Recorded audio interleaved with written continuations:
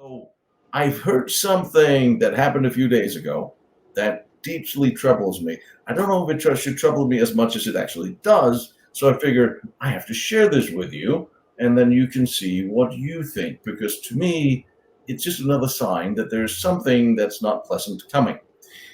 A few weeks ago, the DoD very quietly reissued a rewritten Directive 5240.01 expanding the use of lethal force against U.S. citizens by the U.S. military.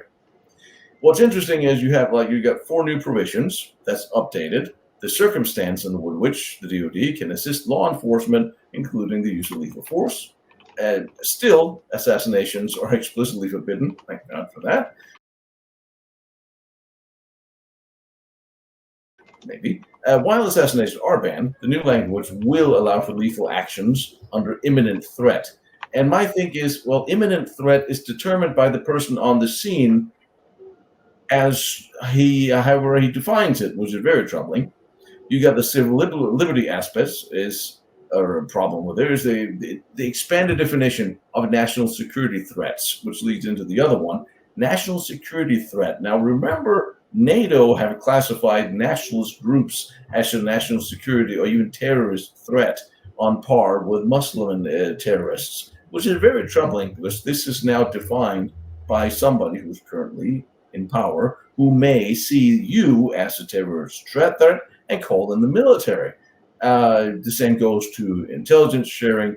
However, the person on the scene, well, they have to have the security of the Secretary of Defense, have to have his approval before using lethal force. However, whoever the component head on the ground in a given situation, protest, celebration, whatever you might call it, has 72 hours to get this permission. So theoretically, law enforcement could call in the military at a protest, open fire, kill everybody for 72 hours before they get the permission. And this is 2 weeks before one of the most contentious elections in memory. Should I be troubled by this? You know what this makes me think about is how they revised the U.S. Department of Defense Law of War manual last year to allow for civilian trials. And that the last time the Law of War manual was updated, I believe, was 2016. So, but that specifically was added last year. Now that's kind of interesting because it ties into what you just brought up. Should we be concerned, or is something else going on? I mean, are they prepping or expecting for voter fraud? Is that what it's for, or mass riots?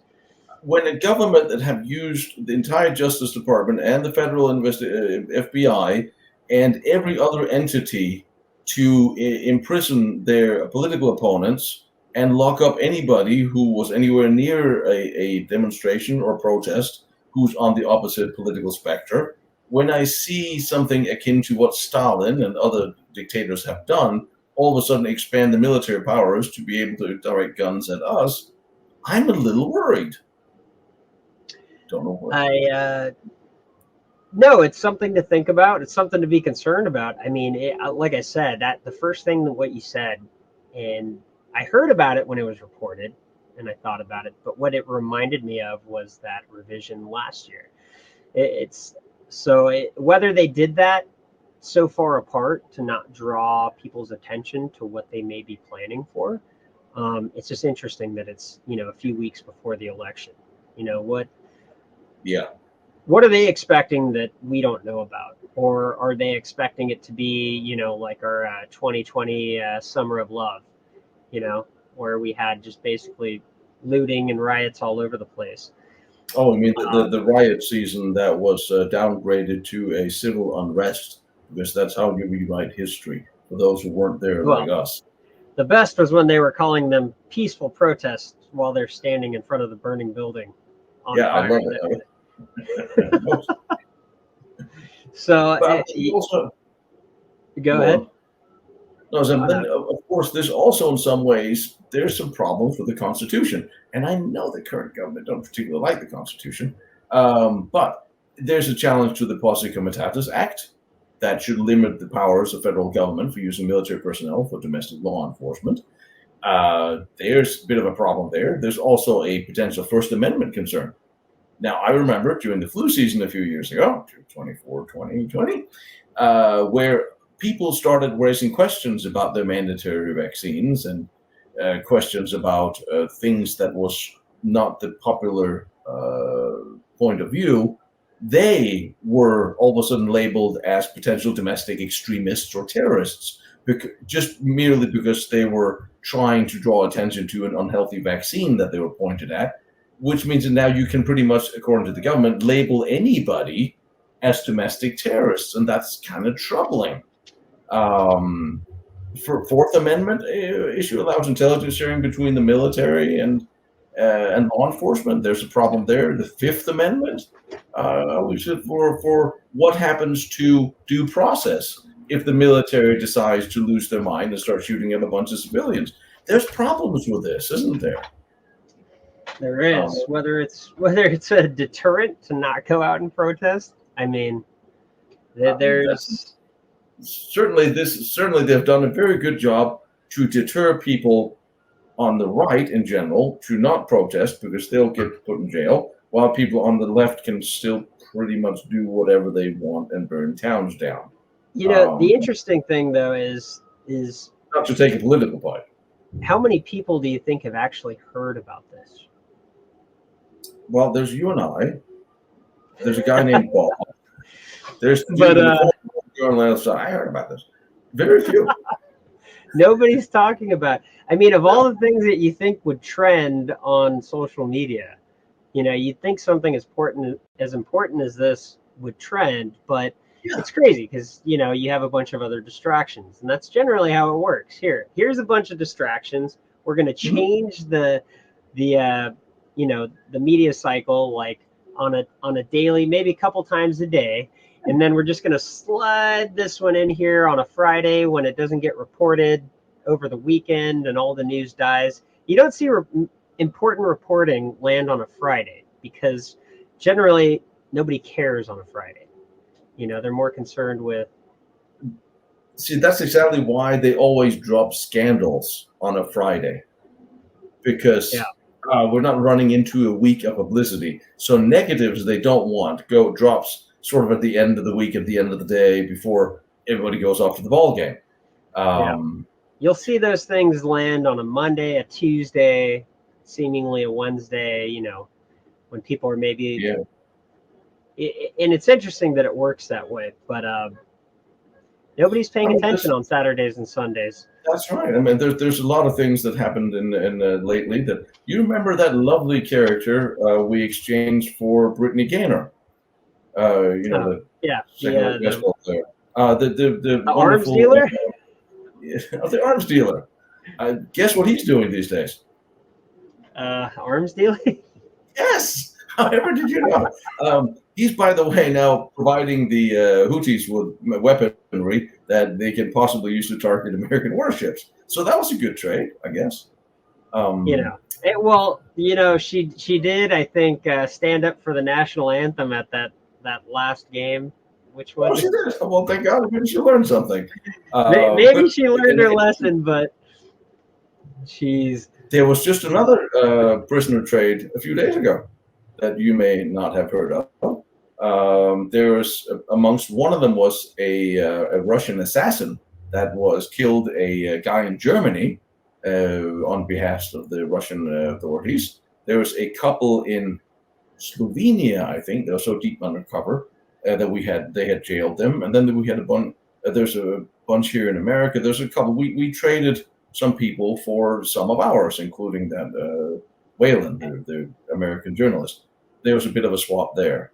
So I think I saw the reporting for that, but it wasn't in English.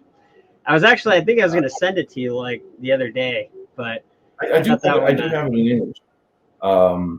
There's one thing that always stands out, and since we have to all bring attention to people, and the millions and millions of people who watch us talk about this, one thing that really bothers me that I have no idea what to do about because I don't know the woman. There's a an American Russian ballerina that donated $50 to a Ukrainian charity, and she went to Russia to see her family and was arrested in Russia and is doing 20 years in prison over there for giving $50 to what Russians label terrorists.